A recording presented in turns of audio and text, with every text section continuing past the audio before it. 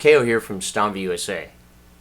When I was a kid growing up in Hawaii and learning how to play the trumpet, and struggling for that matter, I decided that maybe there was something mouthpiece-wise better than a Bach 3C, which happened to be what I was playing at the time, that would help me play lead better in my high school jazz band. And so I wrote away for a brochure from a famous mouthpiece maker. And I read every word and every spec on that brochure that I could read. And I designed from those specs the perfect mouthpiece for me.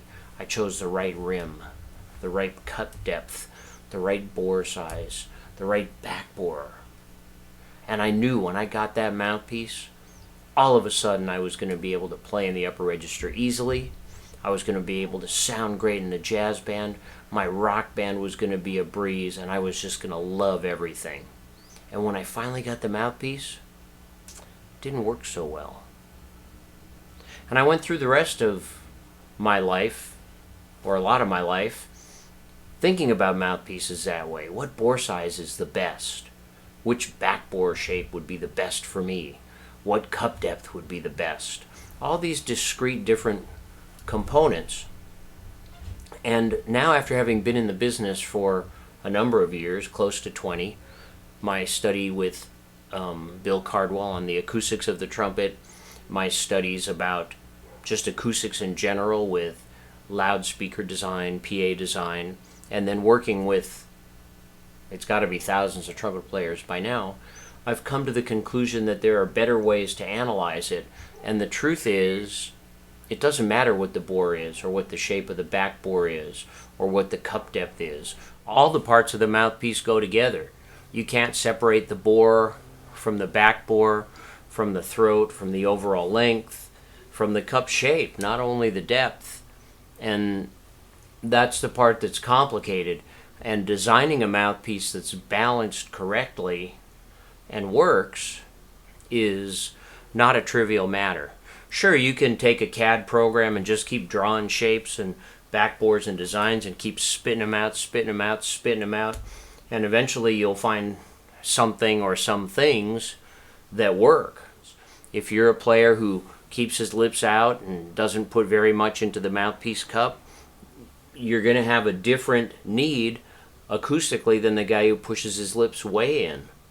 By the same token, if you're playing a really, really big mouthpiece, you've got to push your lips in further to achieve the upper register. If you're playing a really, really shallow mouthpiece, the mouthpiece gobbles up that volume and allows you to play in the upper register differently. And this applies whether you're a commercial playing G's above high C or more, or whether you're a classical player playing high B on a C trumpet. It's all really the same. When we work with players here on mouthpieces or trumpets, because on trumpets it works the same way. If we design a trumpet that's, let's say, a medium-large bore, and it gives you the sound and the feel, the performance you're looking for, it doesn't matter that it's a medium-large bore. It's giving you the output you want. If we design another trumpet that's an extra-large bore, and it gives you the output you're looking for, meaning the sound, the playability, the feel, it doesn't matter that it's an extra-large bore. An example of this in another industry would be the PA loudspeaker industry.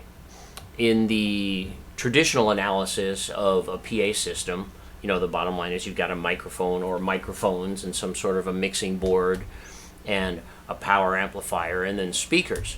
And you'd always talk about how many watts was the power amplifier. Was it 100 watts or 300 watts? And, you know, what was the load that the speakers could handle at different ohm ratings, at 8 ohms, at 4 ohms, at 2 ohms, etc. For example, here's a DC 300 power amp. This was an industry standard for a lot of years. It puts out, if I remember, 155 watts RMS into 8 ohms. It's 40-something pounds. We have loudspeakers that have been designed to be much more efficient, and so you don't need that big, that hefty, that powerful an amplifier to get the output that you're looking for. And so the really modern PA companies don't even talk about what the wattage of their amplifiers are. What they talk about is how loud is this at a meter, for example.